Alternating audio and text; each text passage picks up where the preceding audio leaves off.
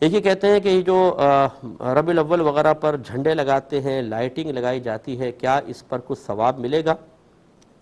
دیکھیں یہ سب چیزیں جو ہوتی ہیں یہ نیت کے اعتبار سے ہوتی ہیں، الامور بمقاصدها، یہ ایک ضابطہ ہے، اور یہ ضابطہ نکلا اس حدیث سے لکل امرئ ما نویٰ، ہر شخص کے لیے وہی ہے جس کی اس نے نیت کی۔ اب اگر کوئی جھنڈے لگاتا ہے، کوئی لائٹنگ کرتا ہے اس لیے تاکہ میں اپنے نبی کریم صلی اللہ علیہ وسلم کی ولادت مبارکہ پر خوشی کا اظہار کروں، پیار اور محبت کا اظہار ہو، تو اللہ کی رحمت سے امید ہے کہ اس کا عمل درجہ استحباب میں آئے گا اور اس پہ ثواب کا ترتب اللہ کی طرف سے ہوگا۔ لہذا یہ نہیں کہنا چاہیے ایک جھنڈا لگاؤ بہت ثواب ملے گا، ایک لڑی لگاؤ بہت ثواب ملے گا، یوں جھنڈے یا لڑی پر ثواب کو مقید نہ کریں، بلکہ یوں کہیں کہ جو نبی کریم صلی اللہ علیہ وسلم کی ولادت باسعادت پر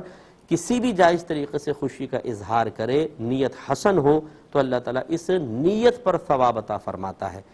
مجھے مطلب خبر ملی، جیسے کسی نے کہا ایک ٹیوب لائٹ لگاؤ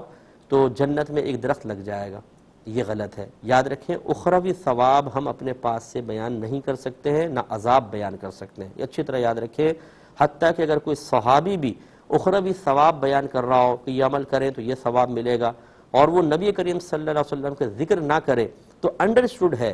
یقیناً وہ نبی کریم صلی اللہ علیہ وسلم سے سن کر ہی کہہ رہے ہوں گے، تو کیونکہ کوئی بھی صحابی بھی اپنی طرف سے آخرت کا ثواب بیان نہیں کر سکتا، کیونکہ یہ تو اللہ بتاتا ہے بذریعہ وحی اپنے نبی کو، کسی شخص کو تو نہیں بتائے گا نا، عام شخص کو تو نہیں بتائے گا، غیر نبی کو، نبی کو بتاتا ہے، تو نبی اگر بتائے گا تو پتہ چلے گا۔ اب اگر غیر نبی بتا رہا ہے تو لازم سی بات ہے وہ نبی سے سن کر بتا رہا ہے، یہ غلط بیانی کر رہا ہے۔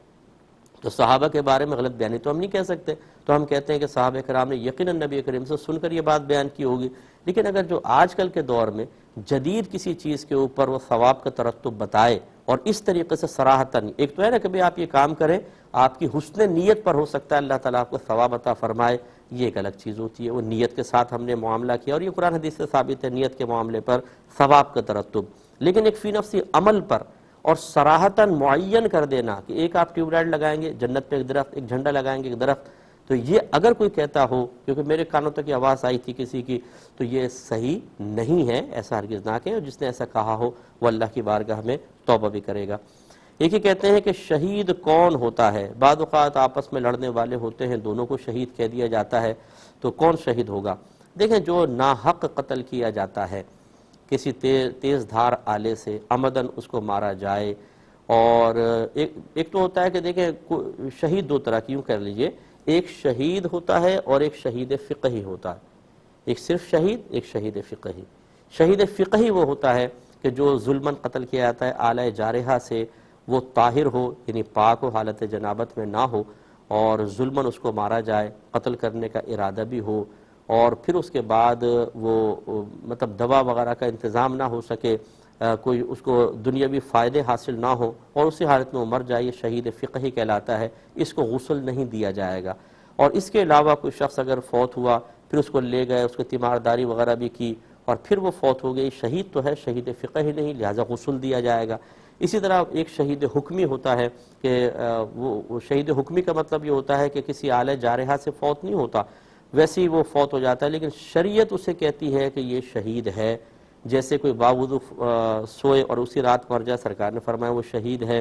کوئی پیٹ کے مرض میں فوت ہو جائے، سرکار فرماتے ہیں وہ شہید ہے۔ جو ڈوب کر مر جائے شہید ہے۔ کوئی بہن ڈیلیوری میں فوت ہو جاتی ہیں، ڈیلیوری ہوتے ہوئے، ان کو شہید فرمایا گیا۔ غرض ہے کہ ناگہانی آفت سے جو کوئی فوت ہوتا ہے وہ شہید ہے۔ ہاں اب اگر کوئی ناجائز کام کر رہا ہے، حرام کام کر رہا ہے، غلط کام کر رہا ہے، اور اس دوران وہ ناگہانی آفت سے مر جائے، شریعت اس کو شہید نہیں کہتی ہے، اگرچہ وہ ناگہانی آفت سے مرا ہے۔ مثلا چوری کر کے بھاگ رہا تھا، بلڈنگ سے گرا اور نیچے گر کے مر گیا، اسے کوئی بھی شہید نہیں کہے گا، ہم کہیں گے ہلاک ہو گیا، مر گیا، لیکن شہید نہیں کہیں گے۔ گویا کہ شہید جب ہم کہتے ہیں تو اس میں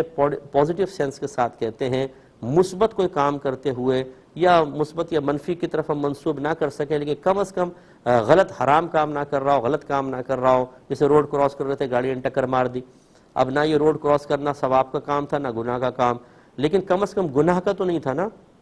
تو اس کو شہید کہا جائے گا۔ تو خلاصہ کلام یہ کہ جو آپ نے کوشچن کیا اس میں آپ خود فیصلہ کر سکتے ہیں کہ اگر کوئی ناحق نہیں ہے تو وہ شہید ہے، ناحق اگر سامنے آئے گا تو پھر وہ گناہگار ہوگا اور شہید نہیں کہہ سکیں گے۔